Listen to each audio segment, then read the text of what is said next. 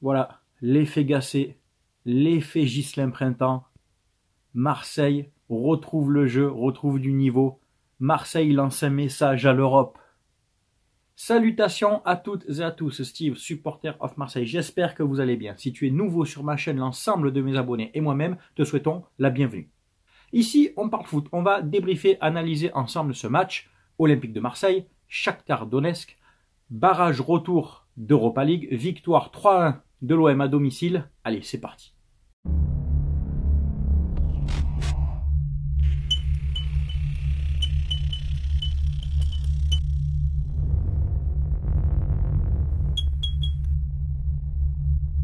Bien entendu, je faisais un trait d'humour. Ce n'est pas un message lancé à l'Europe, tu as bien compris. Ce n'est pas un effet Gasset printemps. On va y revenir, on va développer quand même ce qu'ils ont apporté, enfin surtout Jean-Louis Gasset, d'accord? Tout ça, on va y revenir. Tout d'abord, on va féliciter les supporters. Plus de 63 000, 64 000, je crois, présents au stade Vélodrome hier soir, en semaine, malgré cette crise existentielle au club.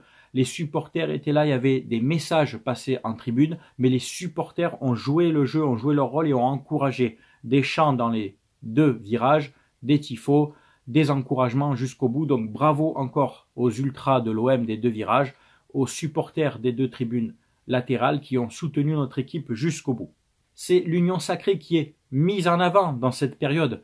Staff, joueurs, supporters, on doit être ensemble pour essayer de tirer le meilleur de cette équipe, d'aller chercher les meilleurs résultats possibles. Et c'est ce que l'équipe a fait hier, ce que les joueurs et les entraîneurs, le staff ont fait hier contre le Shakhtar. Bon, je ne vais pas m'enflammer sur cette victoire, je te le dis tout de suite.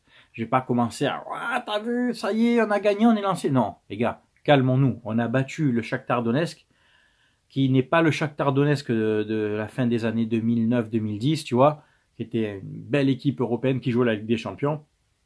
Là, bon, c'est un Shakhtar affaibli, qui n'a pas joué de match officiel depuis plusieurs semaines, plusieurs mois. Ils sont venus jouer avec leurs armes, avec le cœur, leur motivation.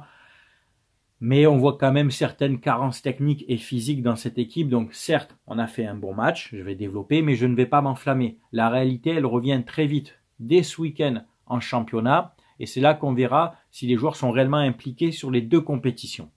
La première compo donc de Jean-Louis Gasset, Paolo Lopez dans les buts, une défense à 3, Mbemba à droite, Gigot dans l'axe et Meïté stopper gauche. Les latéraux, Quentin Merlin, Jonathan Klaus à la récupération devant la défense, Unai Kondogbia, Harit en 10, un peu électron libre, devant Aubameyang et Moumbagna.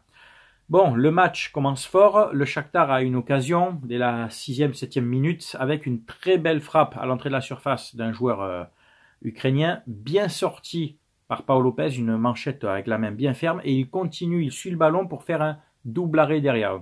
Belle prestation de Paolo Lopez.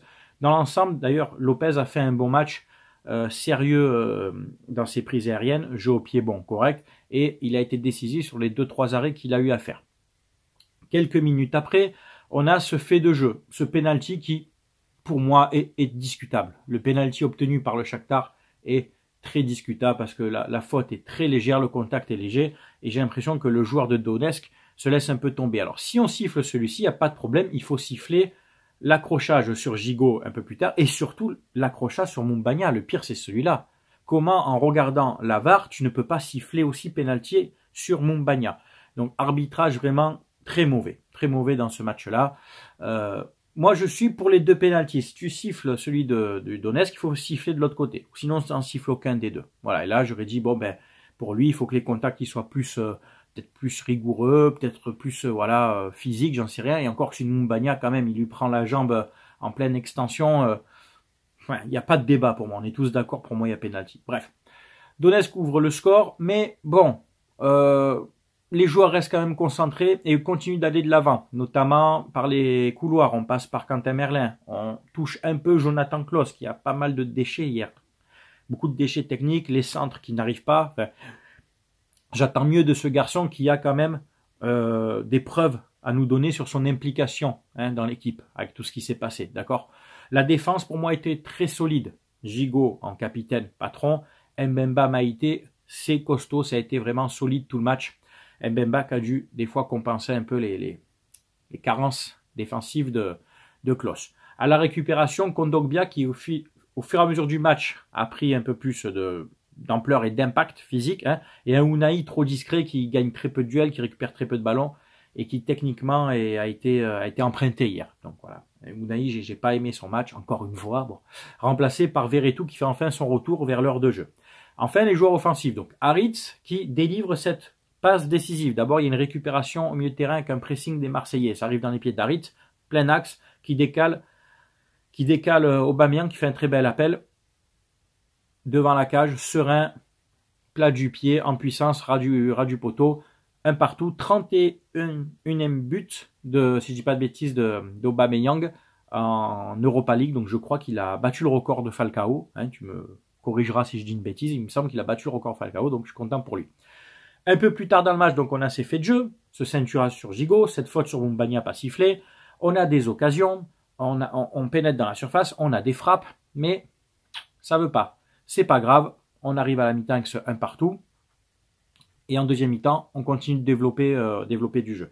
À l'heure de jeu, donc Unai est remplacé par Verretou, et Ismaïla Sarr remplace Moumbagna. Moumbagna, je l'ai trouvé intéressant dans sa capacité physique à tenir le ballon comme un joueur d'appui et à remiser. Il me fait un peu penser dans son style un peu, alors, hein, dans certains traits, à Brandao. Tu vois ce que je veux dire? C'est un peu sorti, un peu puissant, un peu foufou aussi, qui va tenter des choses, qui va tenter d'être des frappes, des courses. C'est une sorte de Brandao. J'aime ce genre de profil aussi, où tu peux t'appuyer dessus, tu vois, le joueur emmerdant pour les défenses adverses. Tu vois ce que je veux dire? Donc Sarr rentre. Alors au début, bon, il fait une simulation de faute ridicule, il prend de vitesse le tacle, je sais même pas si le joueur de Donetsk le touche, il se laisse tomber, ça c'était stupide. Et puis il y a ce but, donc un centre venu de la droite, dévié légèrement par Aubameyang, donc je pense à contrat comme une passe décisive, et Ismaïla Sarr sans contrôle qui met une belle reprise de volée, assez puissante, sèche, que le gardien ne peut qu'à peine toucher. Moi, je pensais qu'il était hors-jeu. Ça a été contrôlé. Bon, pas de hors-jeu, tant mieux. 2-1, c'est bon pour Sarr, pour sa confiance, pour son mental. Il marque un but, on prend l'avantage. C'est très bien. Donetsk ne produit plus grand-chose comme jeu. Ils ont une occasion à la fin. Une petite frappe à ras du sol, mais bien stoppé par Pau Lopez. Un coup franc aussi, bien stoppé par Pau Lopez. Et puis, un peu plus tard dans le match, il y a Ndiaye qui remplace Aubameyang, applaudi par le public. Et à la fin, toute fin, il y a Soglo qui remplace Harit. Et ce troisième but de Kondogbia, un ballon, un centre, un coup franc qui arrive donc de la droite. Le défenseur, un joueur de Donetsk, enlève de la tête le ballon à son gardien. Kondogbia complètement fermé, limite sur la ligne de sortie de but, qui la reprend pied droit sans contrôle.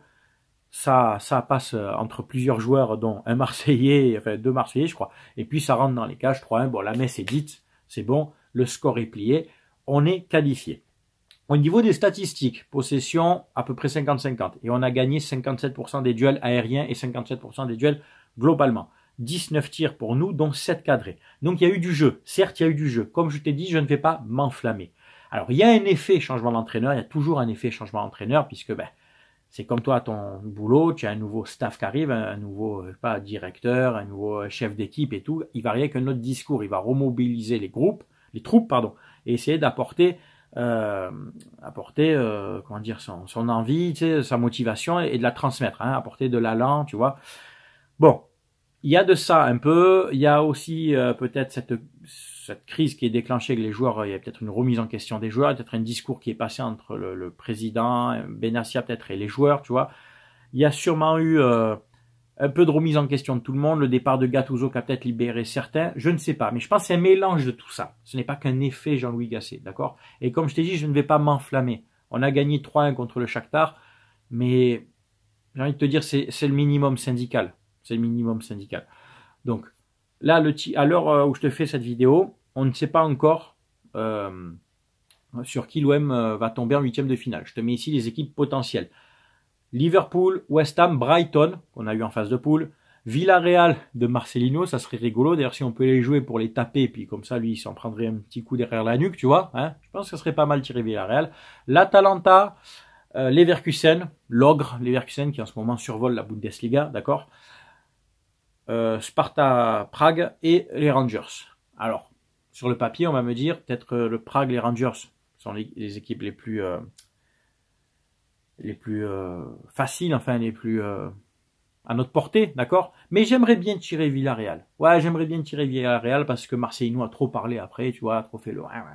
Bon, on les prend, on les élimine et ils ferment sa gueule, tu vois? Voilà, ça serait pas mal. Bon, après, si on prend un Liverpool, un Leverkusen, il faut pas y aller en baissant le pantalon, les gars, hein, d'accord? Faudra pas dire de suite, oh, ça y est, c'est la fin, on est éliminé. Non, il faut jouer au ballon. Il faudra jouer au ballon. De toute façon, qui que tu tires? L'idée, si c'est de faire de la figuration, tu peux même tirer Prague et Rangers et y aller en pantoufle, d'accord? Maintenant, si c'est l'idée de faire un très beau parcours, et on verra par la suite, si on passe l'écart qu'on arrive au niveau des quarts demi, on aura un autre discours et notre approche sur nos ambitions dans cette compétition. Mais qui que ce soit, il va falloir y aller avec des couilles, tu vois? Il va falloir jouer au ballon et représenter un peu le blason, tu vois ce que je veux dire? Donc, Leverkusen, Liverpool, qui tu veux, hein, il faudra jouer. Parce que si tu ambitionnes dans ta tête secrètement de gagner cette Europa League, à un moment donné, tu vas sûrement les jouer, les Leverkusen, peut-être même en finale, tu vois. Donc, qui que ce soit, on est l'Olympique de Marseille, avec nos difficultés, avec nos problèmes actuels, on reste quand même l'Olympique de Marseille. Un stade comme ça, normalement, tu peux te sublimer en Coupe d'Europe, d'accord? Ça fait partie de l'ADN de l'OM. La Coupe d'Europe, ça a toujours un peu sublimé les équipes, même quand des fois elles étaient faibles, on a fait des beaux parcours. Donc, voilà. Qui que ce soit, moi je dis qui que ce soit, on n'a pas à faire les victimes. D'accord? Voilà. Écoutez, c'est tout pour cette vidéo. Rien à dire de plus. C'est bien entendu à vous de commenter, de donner votre avis, que tu sois supporter de l'OM, du Shakhtar ou d'une autre équipe. Tu sais qu'avec moi, bien entendu, on respecte les avis de chacun.